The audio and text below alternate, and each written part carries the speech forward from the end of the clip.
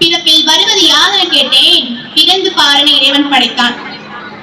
அறிவன சொல்வது யாதென கேட்டேன், அறிந்து பாரன இறைவன் படைத்தான். அன்பன படுவது என கேட்டேன், அழித்து பாரன இறைவன் படைத்தான். மனையால் சுகமெனில் யாதென கேட்டேன், மணந்து பாரன இறைவன் படைத்தான். பிள்ளை என்பது யாதென கேட்டேன், பெற்று பாரன இறைவன் படைத்தான். முதுமை என்பது யாதென கேட்டேன், முகிழ்ந்து பாரன இறைவன் படைத்தான். இறப்பில் பின்னது யாதென கேட்டேன், இறந்து பாரன இறைவன் படைத்தான். அனுபவித்தேதான் அறிவது வாழ்க்கையினில் ஆண்டவனே நீ ஏனென கேட்டேன், அந்த ஆண்டவன் சற்றே அருகில் நெருங்கி அந்த அனுபவம் என்பதே நான் தான் என்றார் என்பது கவியரசு கண்ணதாசனின் புகழ் வரிகள். அப்பேற்பட்ட அனுபவ பொக்கிஷங்கள் தான் இந்த புத்தகங்கள். கவியரசு கண்ணதாசன் சொல்வார், அறிவால் உணர்ந்துவிடு, இல்லையெனில் அனுபவம் உணர்த்திவிடும் என்று.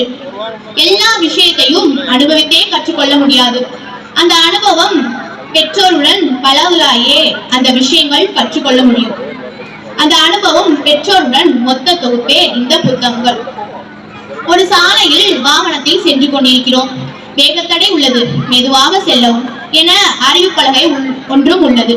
உடனே நாம் வேகத்தை குறைத்து மெதுவாக செல்கிறோம். இது அறிவு. இல்லை, நான் அனுபவித்தேதான் கற்றுக்கொள்வேன் என்று வேகமாக போனால் என்ன ஆகும்? விழுந்து அடிபட்டு விடும். இந்த அறிவு போல்தான் பெற்றோர்களும் நூல்களும் மூத்தோர் அறிவுரைகளும். அன்பு மாணவ சகோதர சகோதரிகளே, நாம் வாழ்ந்து கொண்டிருக்கும் இந்த காலம் படுவேகமானது. அறிவியல் முன்னேற்றமும் நாகரிக மலர்ச்சியும் நம்மை இயந்திரமாக மாற்றிக் கொண்டு வருகிறது. ஒரு வாளின் கூர்மையும் ஒரு புத்தகத்தின் கூர்மையும் ஒரு நாட்டை சிறப்பாக ஆளும் என்று கூறுவார்கள்.